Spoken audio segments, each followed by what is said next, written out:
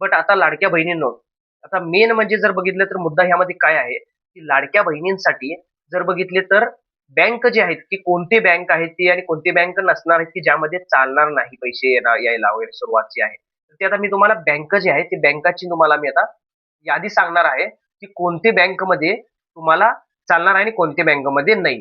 तर आता बघा लाडक्या बहिणींनो, तर बघितले तर भरपूर लाडक्या बहिणींना हे माहीतच नाही. मी तुम्हाला सांगतो. State bank of India he bank तुम्हाला चालणार आहे. पैसे येण्यासाठी तुम्हाला बँक हे काही प्रॉब्लेम येणार नाही. बँक ऑफ बडोदा, त्यानंतरनं पंजाब नॅशनल बँक ही बँक पण चालणार आहे. त्यानंतरनं तुम्हाला चालणार आहे कॅनरा बँक. कॅनरा बँकेबद्दल मी तुम्हाला एक प्रॉब्लेम आहे ते मी तुम्हाला सांगतो ते पण तुम्हाला. पण त्याच्या पुढे जे बँक आहेत आणि बघूया ती list. Union bank of India, त्यानंतरनं बँक ऑफ इंडिया. हे युनियन बँक ऑफ इंडिया आणि बँक ऑफ इंडिया वेगवेगळे आहेत. त्याच्यामध्ये कन्फ्यूज करून घेऊ नका लाडक्या बहिणीनो. त्यानंतरनं इंडियन बँक, त्यानंतरनं central bank of India, bank of Maharashtra, त्यानंतरनं पंजाब अँड सिंध बँक आणि त्यानंतर इंडियन ओव्हरसीज बँक, IOB त्याला जे म्हणतात. तर आता जर बघितले तर पंजाब अँड सिंध बँक जर बघितले तर त्याचं सर्व्हर प्रॉब्लेम असतो, म्हणून तुम्ही ते बँक चेंज करून घेतला तरी बेस्ट राहणार आहे, ज्यांचं पंजाब सिंध बँकमध्ये जे अकाउंट आहे. पहिली गोष्ट कॅनरा बँकची, जे मी तुम्हाला सांगितलं. आणि पोस्ट बँक, पोस्ट बँकेचा खूप साऱ्या लाडक्या बहिणींना प्रॉब्लेम आहे. मी तुम्हाला ते सुद्धा सांगतो म्हणजे तुम्हाला कळेल. तर बघा कॅनरा बँकेचं कसं आहे, की त्यांचं जे डीबीटी लिंक जे आहे ते कधी-कधी ऑटोमॅटिक ऑफ होतो, कधी-कधी ऑटोमॅटिक बंद होतो. आणि त्यांचं जे सर्व्हर आहे, खूप टाईम वेळी त्यांचं सर्व्हर प्रॉब्लेम येत असतो, बंद असतो. तर गव्हर्नमेंटचे ज्यावेळी लाडकी बहिणीचे पैसे येत असेल, त्यावेळी बँकेचा प्रॉब्लेम असेल, डीबीटी ऑटोमॅटिक ऑफ झाला, तर तुम्हाला पैसे येणार नाही.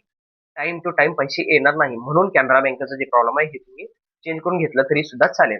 आणि तुम्हाला कसं चेंज काय करावं असेल, मी तुम्हाला सांगितलंच आहे. तुम्ही कमेंट करा, बँक चेंज म्हणून मी तुम्हाला पुढच्या व्हिडिओमध्ये सांगणार आहे. आणि राहिली गोष्ट आता, ही सगळी झाली बँक. आता हे पैसे येणारे बँक. आता तुम्हाला पैसे येत नाहीत, तर ते कोणते बँक आहे? ते तुम्हाला बँकांची मी आता नावं सांगतो. First bank UCO bank.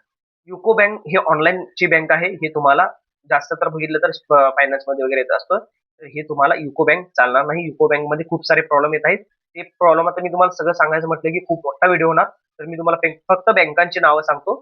त्याबद्दल तुम्हाला काय माहिती पाहिजे असेल तर त्या बँकेबद्दल तुम्ही मला बँक इन्फॉर्मेशन म्हणून असं कमेंट करून विचारू शकता. म्हणजे मला कळेल त्यामध्ये तुम्हाला त्या बँकेबद्दल तुम्हाला माहिती पाहिजे म्हणून.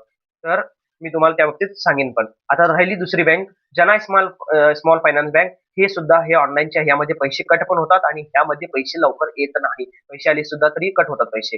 हे सुद्धा प्रॉब्लेम आहे आणि दुसऱ्या बँकेमध्ये लिंक पण लवकर होत नाही. हे बँक असलं अशी बँक आहे. तर हे फायनान्सची बँक आहे त्यामुळे.